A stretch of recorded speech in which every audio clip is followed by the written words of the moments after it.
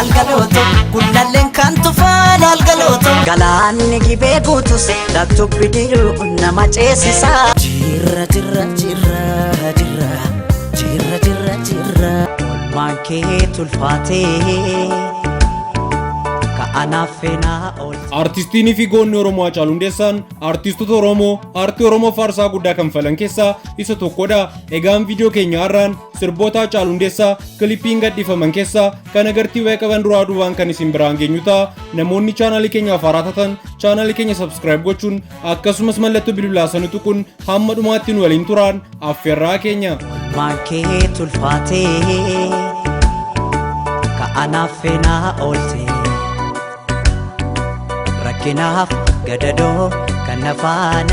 Sirbi sadarkaa shanaffaa irratti argamu sirba olmaan kee jedhu yoo ta'u sirba kana Hacaaluu Hundeessaan haadha warraasaaf sirbeedha. Egaan sirbi kun akka lakkoofsa Awurooppaatti bara 2013 karaa YouTube chaanaalii Oroompisiriin gadhiifamuun agartii miliyoona 3.6 fi laayikii 25,000 ol qabaachuun sadarkaa shanaffaa irratti kan argamudha. Ijoolleen Gojjam jirtu, Gojjam Matakkal jirtu, ijoolleen Raayyaa jirtu, Raayyaa Raayituu jirtu, ijoolleen Walloo jirtu, Walloo Kamisee jirtu, ijoolleen Wallaggaa jirtu. Sirbi Oromoon biyya ijaare jedhu kun geerarsa daqiiqaa 10 of keessaa kan qabu yoo ta'u akka lakkoofsa Awurooppaatti bara 2018 qophii araara biyya Itoophiyaa fi Eertiraa gidduu taasifame irra qophii YouTube irra maxxanfamuun agartii miliyoona 3.8 olii fi laayikii 25,000 ol qabaachuun sadarkaa arfaffaa irratti kan argamudha.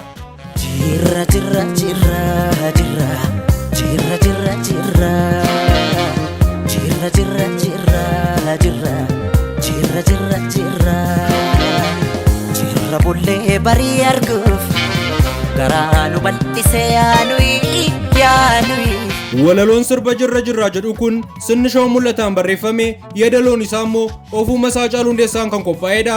Egaan sirbi kun akka lakkoofsa Awurooppaatti bara 2017 karaa YouTube chaanaalii Oroompisiriin gadhiifamuun agartii miliyoona 4.9 fi laayikii 30,000 ol argachuun sadarkaa sadaffaa irratti kan argamudha. Galaanni gibee guutus daktu bidiru nama ceesisa garaan jaalatee rafu laftus jilbibi nama deemsisa. Galaanni gibee guutus daktuuf bidiroon nama ceesisa garaan jaalatee rafu laftus jilbibi nama deemsisa.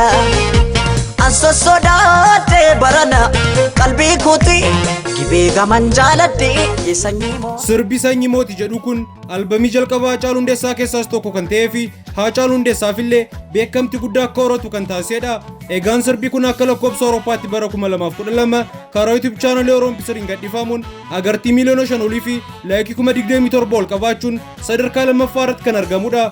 Algalooto gullalleen kan tufaan algalooto gaara bichuu turii algalooto galaan finfinnee maasee algalooto sila akka jaalalaan algalooto walirraan fagaannu algalooto jalaan nu fagee.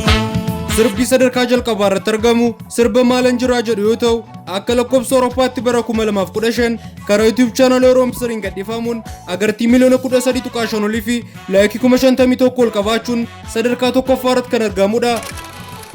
Maatiiwwan chaanaalii keenya sirboota Hacee isin dhiyeessine keessaa kan irra jaallattan koomentii irratti barreessuun akkasumas chaanaalii keenya like share subscribe gochuun dagatinaa isiniin jecha viidiyoo biraan ammoo arginutti nagaatti.